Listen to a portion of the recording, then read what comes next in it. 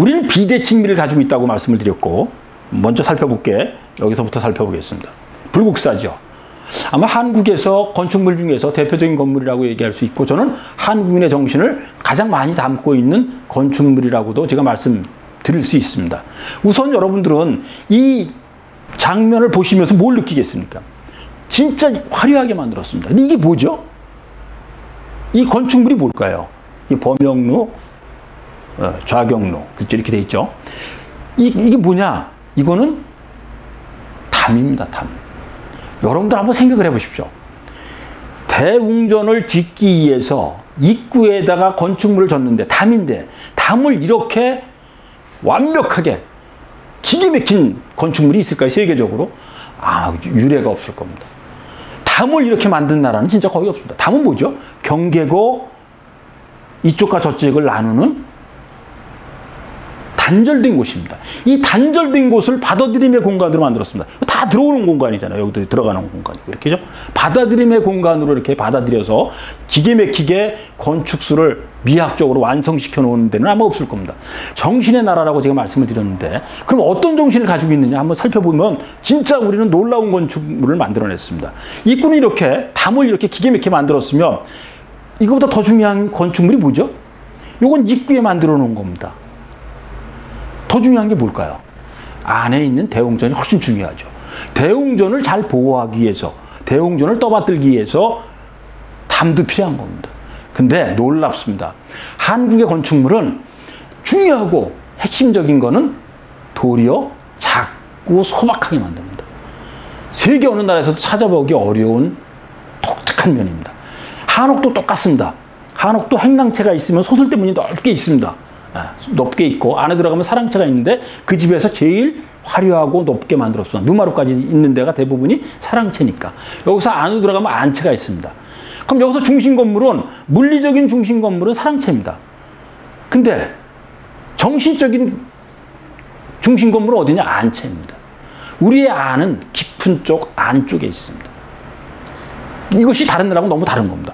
우리 이렇게 기가 막히게 잘 만들어 놓았으면 그 안에 있는 대웅전은 보다 크고 높고 웅장하게 만드는 것이 모든 대부분의 나라에서의 기본입니다. 일본도 그렇고, 히메지성, 오사카성 여러분들 가보시면 다 그렇고, 중국에 그 여러 가지 성들 있잖아요. 성들 가보시면 다 똑같이 느낍니다. 진짜. 근데 우리는 놀랍습니다. 이렇게 잘 만들어 놨는데 안에 쑥 들어가는 순간 아주 작고 소박하게 만들었습니다. 난 입구는 그렇게 기가 막히게 만들었는데 도리어 중심 건물은 작게 만들었습니다. 한옥에도 똑같다고 말씀드렸죠. 안채가 도리어 소박하고 사랑채보다 적게 만듭니다. 이것이 한국인의 놀라운 특성입니다. 우리는 그래서 정신의 나라라는 거예요. 다른 나라는 과장되고 확대하고 도리어 균형미를 맞추고 그러는데 우리는 그걸 흐트러버리는 놀라운 특성을 가지고 있습니다.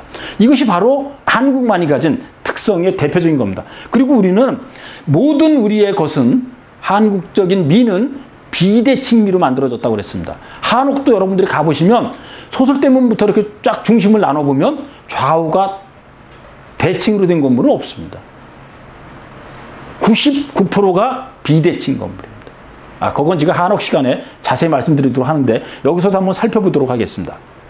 여러분들이 여기 대웅전에서 이쪽을 내다보고 이렇게 있다고 그럴 때, 여기 대웅전입니다. 대웅전에서 내려봤을 때 오른쪽이죠, 이게. 석가탑이 오른쪽에 있고 다보탑이 왼쪽에 있습니다. 그럼 여기서 중심에서 이렇게 내려다봤을 때 오른쪽에 있는 석가탑은 여러분들 보기 어때요? 아주 단순합니다. 그죠? 그냥 뭐 특별히 꾸밈이 없습니다. 밑에 보면 하단부 보세요. 자, 꾸밈이 없습니다. 그러면은 다른 나라 같으면 어떻게 만들었을까요? 여러분들 베르사유 궁전이나 자금성, 히메지성, 유럽에 있는 여러 성이나 일본 성이나 그다음에 중국에 있는 성들을 가보면 좌우를 똑같이 만드는 것이 아주 중요한 요소 중에 하나입니다. 근데 우리는 좌우를 일부러 깨버린다고 제가 말씀드렸습니다. 여기서도 마찬가지입니다. 여기에 석가탑이 이렇게 단순하고 남성미로 가득 차게 만들었으면 왼쪽에 있는, 여기서 봤을 때 왼쪽이죠. 여기서는 오른쪽이지만 이 다보탑도 똑같이 만들었을 거예요. 근데 어떻게 만들었죠? 여기는 단순하게 만들었고 여기는 아주 아기자기하게 이쁘게 만들었습니다. 정반대로 만든 것이 한국입니다. 다른 나라 같으면 똑같은 거 다보탑 2개를 놓던가 석가탑 2개를 양쪽에 배치하는 것이 기본이었겠죠. 우리는 아닙니다. 우린 비대칭미를 선호한다 그랬습니다. 더 놀라운 거는 뒷부분에서 제가 설명을 드리면 이것도 한번 살펴보시면 비대칭미에 대해서 지금 설명을 드리고 있습니다. 불국사가 있으면 여기 보세요. 계단이 이렇게 짧게 있습니다. 짧습니다. 여기는 아주 기다랗게 되어 있습니다. 여기 끝에까지 지금 나와 있지가 않은데 어떻게 생각하세요? 다른 나라 같았으면 어떻게 만들었을까요? 일반적으로 대칭으로 만든다고 말씀드렸습니다. 좌우 대칭이 중요한 요소라고 말씀드렸습니다. 그럼 여기서도 마찬가지로 짧은 거 2개를 놓거나 요거나 똑같이 여기다 여기까지만 이렇게 올렸겠죠. 이렇게 만들었거나 아니면 긴 거 2개 이거 길게 만들고 여기도 길게 여기까지 만들었어야지 되는 거죠. 근데 어떻게 만들었죠? 하나는 짧고 하나는 길게 만들었습니다. 이게 한국의 비대칭입니다. 양극단을 전혀 다른 것을 동시에 배치하는 놀라운 특성을 가지고 있는 겁니다. 이것이 그대로 여기서도 반영되는 겁니다. 하나는 단순하게, 하나는 복잡하게, 남성적이고 여성적으로 만들었습니다. 또 더 살펴보면 더 확실하게 이해할 수 있습니다. 우리는 비대칭미를 아주 중요한 요소로 얘기한다 그랬습니다. 아까 지금 다시 한번 제가 설명을 드립니다. 여기 대웅전입니다. 그 다음에 여기 석가탑이 있습니다. 여기 다보탑이 있습니다. 그죠? 그러면은 석가탑은 단순하게 만들었고 다보탑은 아기자기하게 이쁘게 만들었다고 말씀드렸습니다. 그러니까 여기 남성적이고 여성적이라고 얘기를 하면 2개가 전혀 다른 남성과 여성 극단적인 요소 2개를 전혀 다른 것을 같이 배치했는데 더 놀라운 건 이겁니다. 대웅전에서 바라봤을 때 이 석가탑 건너편에는 범영루라는 누각이 있습니다. 범영루라는 누각이 있습니다. 여기. 그럼 여기는 단순하게 만들었기 때문에 여기는 어떻게 만들었을까요? 복잡하게 만들었죠. 아기자기하고 이쁘게 만들었습니다. 마찬가지 이쪽도 똑같습니다. 반대 원리를 도입을 했습니다. 대웅전에서 바라봤을 때 다보탑은 여성적으로 만들었다 그랬습니다. 여성적으로 만든 그 건너편에는 남성적인 걸로 단순하게 만들었습니다. 그럼 어떻게 되죠? 단순 복잡, 복잡 단순 2개 합하면 어떻게 되죠? 균형이 딱 맞습니다. 균형은 맞추되 비대칭으로 만든 겁니다. 이게 한국의 미입니다.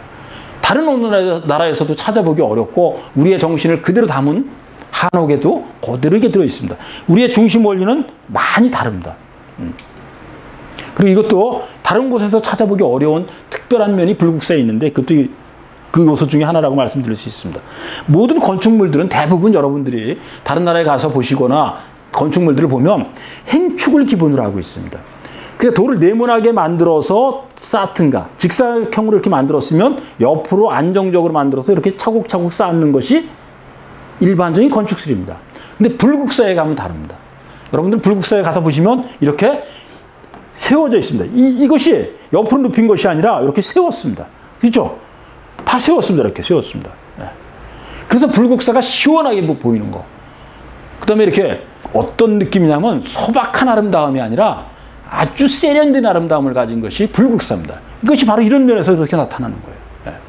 우리는 독특한 면을 비대칭을 아주 선호하는데 이것도 그대로 여러분들 저는 이걸 보고 진짜 놀라워했습니다. 예전에 제가 어렸을 때 생각이 납니다. 국사 선생님께서 이런 말씀을 하신 적이 있어요. 한국인은 절을 짓는데도 나라에서 국가적인 사업으로 다 지은 것이 불국사입니다. 석굴암이고. 근데 국가에서 지은 건데도 이렇게 엉성하게 짓는다. 이렇게. 야, 이게 뭐냐 이게. 말씀하시는 걸 제가 듣고 저는 그게 맞는 줄 알았어요. 참 우리나라는 야 모든 걸 이렇게 깔끔하게 정리하지 못하고 어떻게 이렇게 만드나. 근데 제가 한국인을 연구하면서 깨달은 게 있습니다. 이거는 세계 어느 나라에서도 따라올 수 없는 건축술에 우리만이 가진 아주 특별한 능력을 가지고 있는 것인데 그것이 미학입니다. 살펴보세요.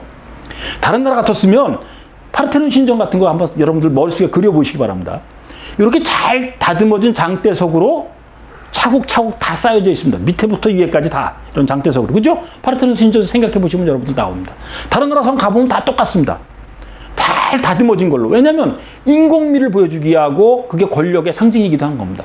자연적인 거는 흔히 볼 수 있는 거니까 인공적인 것을 그 당시에는 중요하게 고대에는 여겼기 때문에 다 인공적인 거로 만들어져 있습니다. 근데 우리 한번 살펴보세요, 여러분.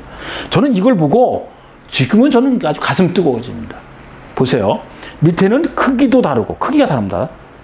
그죠? 모양도 다른 자연석을 만들었습니다. 자연석으로 만들어졌습니다. 그 다음에 그 위에는 아주 기계 막히게 잘 다듬어진 인공석으로 만들었습니다. 그 위에는 어떻게 됐죠? 반다듬입니다. 반다듬. 이 세 개를 같이 보니까 기계 막히게 완성도가 높은 겁니다. 이것은 똑같은 이 장대석으로 다 만들거나 다 자연석으로 만들거나 반다듬으로 다 만들었다 그러면 이거 미학적으로 질려버리게 돼 있습니다. 그것이 조금 멀리서 보면 이거죠. 야, 이런 모양입니다. 이렇게. 야, 인공과 자연, 그 다음에 반다듬, 기계 막히게 이렇게. 그래서 이게 불국사가 아름다운 건 바로 여기 있는 겁니다. 야, 이거 그랭이 기법이라고 그러고, 이 그랭이 기법은 쓰는 나라가 여러 나라가 있지만, 그랭이 기법을 가장 안정적으로 많이 쓰는 대표적인 나라가 한국입니다. 그랭이 기법은 여러분들 한옥에 관심 있으신 분들은 많이 알 겁니다. 이렇게 돌이 있으면, 이렇게 돌을 원돌에다가 맞추는 겁니다. 이렇게.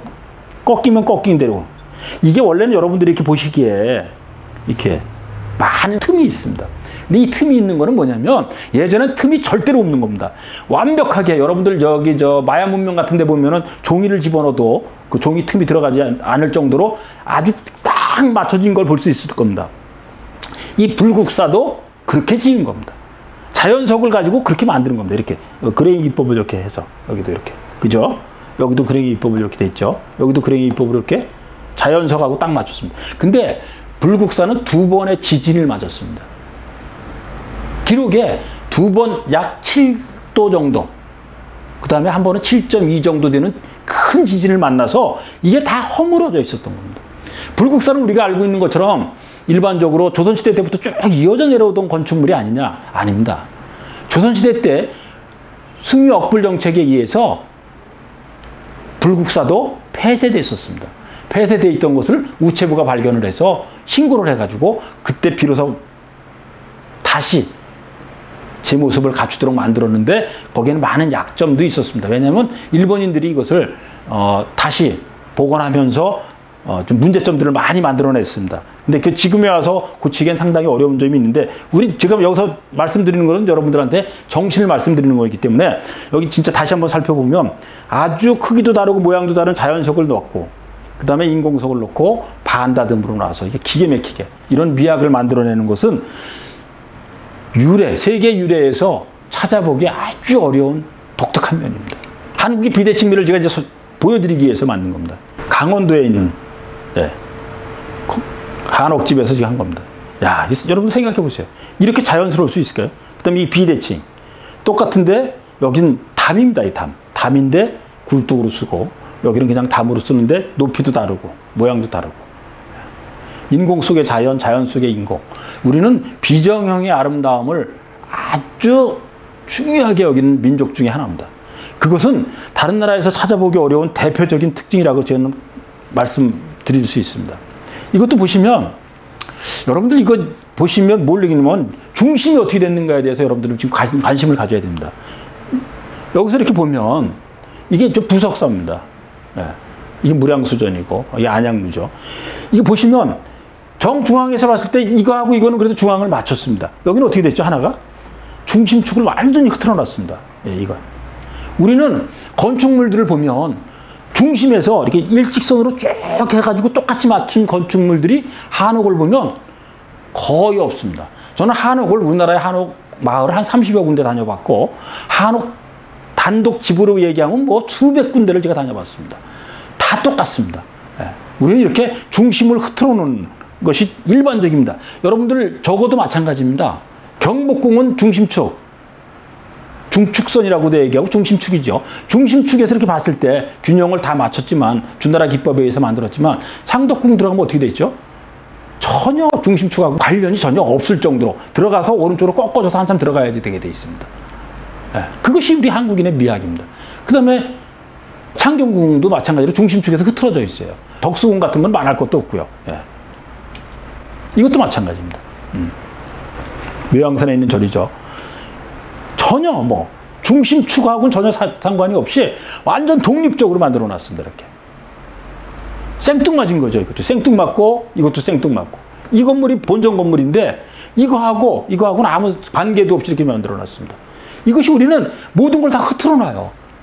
그래야지 더 아름답고 자연스러운 아름다움을 만들어낸다고 합니다. 결국 궁극적인 아름다움은 어디에 있냐면 자연미로 가는 거예요. 거기서 만나야지 최고의 아름다움을 만들어내는 거고 단순미로 귀결이 돼야 되는 겁니다. 단순미는 뭐냐면 우리의 단순미는 그냥 단순하게 만들어서 쉽게 만들어서 단순이 아닙니다.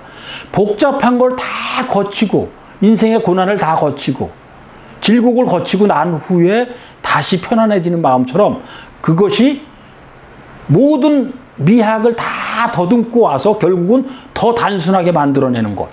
이것이 우리의 단순미의 핵심입니다. 이건 비대칭미를 제가 보여드리려고 그런 거고. 예. 대단하죠? 어떻게 이렇게 비대칭미와 자연미가 이렇게 완벽하게 만들어낼 수 있는 미학을 만들어내는, 저는 이거 볼 때마다 감동합니다.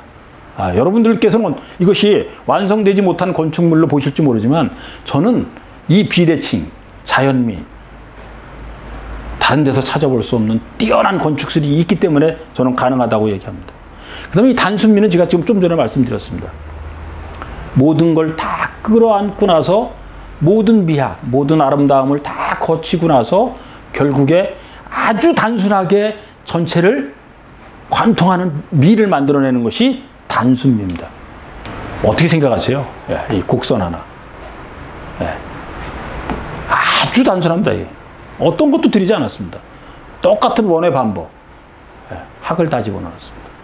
여기에 대해서 제가 이런 걸 설명하려고 제가 하는 게 아니라 저는 한국의 미학이나 한국의 정신을 여러분들한테 알리고자 하는 것이 핵심이기 때문에 이런 것은 여러분들이 참고로 한번 살펴보시기 바랍니다.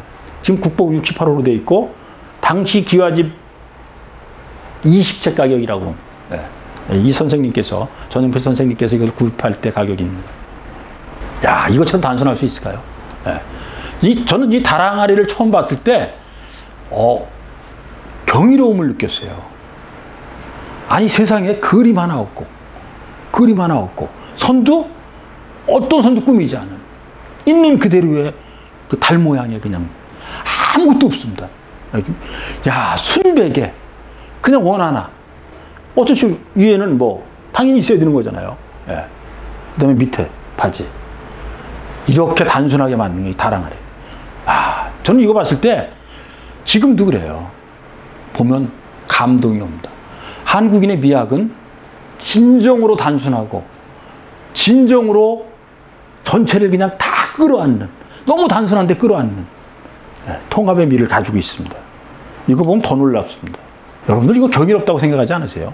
서양의 옷들을 보면 레이스도 있고 모양도 있고 뭐 치마 단도 만들고 뭐 여러 가지 그 장식을 들이댔는데 이거 어떻게 생각하세요, 여러분들? 이건 딱 두 개밖에 없습니다. 제가 한번 말씀드려 볼 테니까 여러분들은 느낌이 어떨지 제 말씀 들어보고 판단해 보시기 바랍니다. 직사각형 두 개가 딱 합쳐진 겁니다. 다른 거 아무것도 없습니다. 직사각형이 이렇게 있습니다. 세워져 있죠. 요 직사각형이 있습니다. 이렇게. 세워진 직사각형과 이 행축의 직사각형 외에 아무것도 없습니다. 여기만 땄습니다. 너무 똑같이 하면 우습잖아요. 그게 미학이 아니잖아요. 그게 무슨 아름다움이 있겠어요. 전체를 다 네모나게 딱 만들어 놓고 이것도 딱 네모로 만들어 놓고 여기 한 부분에만 곡을 준 겁니다. 한옥은 착각하는 분들이 있습니다. 한국의 미는 한국의 지붕도 여러분들 보시면 용마루 있고 내림마루 있고 추녀가 있는데 다 휘어져 있습니다. 한옥 면도 휘어져 있습니다. 여러분들 그 자세히 보시면 다 휘어져 있습니다. 그 다음에 한국의 미는 직선으로 만들어진 것이 없습니다. 근데 유일하게, 진짜로 유일하게 직선을 그대로 받아들인 것이 있습니다. 뭘까요? 한복입니다. 한복입니다. 그럼 왜 모든 거, 우리는 직선을 상당히 거부하는 기질이 있는데 왜 옷에는 직선을 들여놨을까요? 처음에 이런 거를 보고 나서 제가 한복 전문가한테 얘기를 했습니다. 그랬더니만 우리 문화는 모든 게 곡선의 문화인데 한복은 제가 연구를 해보니까 제가 연구했다는 건 저 혼자 한 거예요. 제가 한복을 이렇게 딱 여러 가지를 보면서 느낌이 와서 왜 이렇게 다 직선이지 하는 생각이 들어서 한복 전문가한테 물어본 겁니다. 왜 우리 문화는 곡선의 문화인데 한복은 제가 볼 때 직선입니다. 그랬더니만 그분이 이렇게 얘기해요. 그걸 어떻게 보셨어요? 그러는 거야. 다 다 직선이라는 겁니다. 한복은. 이유가 뭔지 아세요? 그분이 얘기한 게 아니라 제가 느낀 겁니다. 한복은 직선이 돼야 됩니다. 이유는 옷은 구겨집니다. 구겨지기 때문에 직선으로 놔도 곡선이 자연스럽게 됩니다. 여기 입으면 이게 자연스럽게 여기 어깨에서 처지겠죠. 이렇게, 그죠? 이렇게 처지죠. 야, 저만 감동스러운지 모르지만 세상에 직사각형 2개로 만들어서 여기만 곡을 아주 조금 줘가지고 전체적인 기계 막힌 품위와 품격. 아, 진짜 품격 중에 고품격 아닙니까? 예, 이것은 지금 순주의 둘째 딸 복은공주가 혼례 때 입었던 대례복이라고 합니다. 예. 전 진짜 이렇게 생각합니다. 단순미의 절정입니다. 세계 어느 나라도 따라올 수 없는 딱 여기 한 군데만 딴 겁니다. 이렇게. 야, 직사각형 2개. 이것이 한국입니다. 이것도 진짜 옛날에 이런 얘기가 있죠. 농담 삼아서 제가 말씀드리는 건데 일본의 유명한 사람이 국보, 일본의 국보죠. 지금 일본에 막사발이 일본의 국보로 되어 있습니다. 이것이 일본 사람들이 워낙 좋아하고 그러니까 이것을 수집하는 사람이 있었답니다. 그래서 한국에 와서 수집을 하러 이제 시골을 돌아다니는데 보니까 막사발이 있는 거예요. 우리는 막사발이 뭐죠? 막 만들어서 막사발이고 막 사용해서 막사발이에요. 국그릇으로 쓸 수 있고 밥그릇으로 쓸 수도 있고 개밥그릇으로도 쓸 수 있는 겁니다. 근데 이 사람이 수집하러 가는데 어느 마을에 보니까 개를 묶어놓고 기르는데 이 개밥그릇이 이렇게 있는 거예요. 근데 이게 막사발로 되어 있는 겁니다. 이게. 그래서 이 사람은 이제 막사발이 욕심이 나서 이걸 선뜻 산다 그러면은 뭐 중요한 거가 아닐까 하고 안 팔까 걱정을 해서 이렇게 얘기했다고 합니다. 아, 제가 이 개가 필요한데 개를 저한테 파시겠습니까? 그랬더니만 그 주인이 예, 좋습니다. 그래서 가격을 쳐서 사기를 한 거예요. 그래서 이제 일본인이 이렇게 얘기했답니다. 아, 제가 개를 샀으니까 저 개밥그릇도 주시죠. 그랬더니만 그 주인이 이렇게 얘기했답니다. 그 개밥그릇 때문에 개를 10마리도 더 팔았어요. 그래요. 네. 여러분 이해되십니까? 저 혼자 웃는 거예요? 야, 이거 보세요. 일본 사람들한테 사발을 만들려고 했거나 그릇을 만들려면 어떻게 하냐면 어떻게 만들까요? 일본은 당연히 이렇게 얘기합니다. 어떻게 만들어 드릴까요? 주인이 밑에 사람한테 얘기를 했을 때 밑에 사람은 그렇게 얘기하는 겁니다. 두께는 어떻게 만들고 유약은 어떤 유약을 쓰고 높이는 어떻게 하고 용도는 뭐고 아주 모든 거 세밀하게 하나하나를 정확하게 제시를 받아야 일본 사람은 만듭니다. 이것이 일본의 문화예요. 아까 제가 말씀드렸죠. 정형, 칼의 무사의 문화이기 때문에 법, 관습, 도덕으로 숨는다 그랬습니다. 그러니까 내가 모든 규칙에 숨어버리면 규칙을 지키면 내가 칼을 맞을 일이 없는 겁니다. 두려움에서 벗어날 수 있는 것이 예의고 규칙이고 규범이고 법이고 관습인 겁니다. 마찬가지입니다. 이런 거 만들 때도 똑같은 그거가 나옵니다. 만들 때 이렇게 만드는 거죠. 아, 그릇 하나 만들어라 그러면 좀 전에 말씀드린 것처럼 세부적으로 지시를 받아야지 가능합니다. 한국인은 아닙니다. 야, 이렇게 얘기하죠. 한국 사람들은 흔히 야, 우리가 쉽게 사용할 수 있는 막사발 하나 만들어라 그러면 예, 알았습니다. 그리고 그냥 다 이해된 거예요. 전체를 다 이해했기 때문에 받아들이는 것도 전체를 이해한다고 제가 말씀드렸습니다. 근데 쉽게 그래? 그럼 밑에 사람이 이렇게 받아들인 거예요. 내 멋대로 만드는 겁니다. 근데 이 마음은 이심전심이 거의 된 거예요. 아주 구체적으로 우리는 지시를 하면 도리어 짜증을 내요. 한국 사람들은 아주 그런 묘한 면이 있습니다. 구체적인 거를 얘기를 하면 저 좀씨, 저 짜증나는 인간 이렇게 얘기를 하는데 그냥 뭉뚱그려서 딱 얘기하면 야, 그릇 하나 만들어라. 근데 쉽게 아무 데서나 쓸 수 있는 거, 편하게 쓸 수 있는 거 하나 만들어라 그러면 이렇게 만드는 거예요. 유약도 내 마음대로 좀 많이 뿌렸다, 적게 뿌렸다. 높이도 조금 크게 했다, 만들었다. 두께도 빨고 굽도 기계 막히잖아요, 이게 막.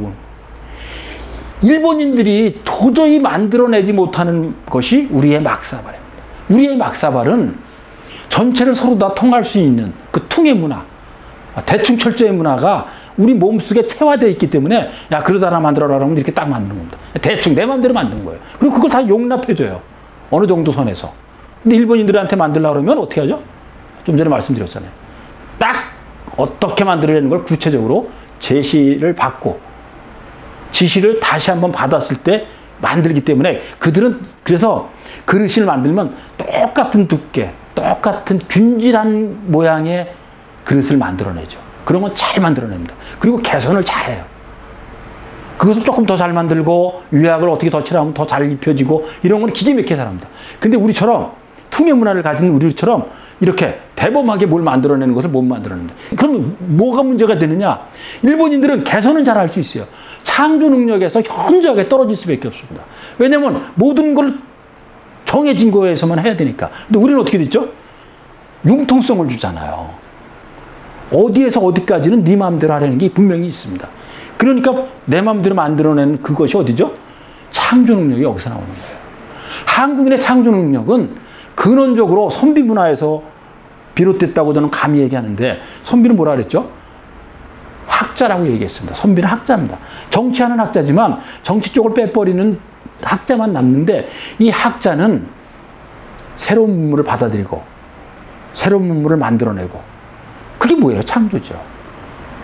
그 다음에 모든 것을 받아들이는데 두려움이 없고 내부 생산하는 것도 두려움이 없이 하는 것이 선비의 문화입니다. 그래서 우리는 선비의 문화이기 때문에 창조 능력이 뛰어난데, 일본은 칼의 무사의 문화이기 때문에 어떤 틀 안에 갇혀서 그것을 정확하게 만들고 규범적으로 만들고 균질하게 만드는 것은 익숙하지만 창조에는 상당히 떨어집니다. 그래서 저는 한국인은 무조건 일본을 앞질러서 나갈 수밖에 없는 그런 능력을 가진 민족이 저는 한국인이라고, 이 정신, 한국인의 정신 DNA 속에, 문화 DNA 속에 들어있다고 저는 감히 말씀드립니다.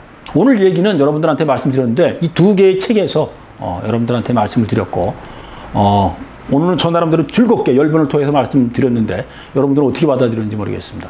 예, 다음에 뵙도록 하겠습니다. 예, 감사합니다.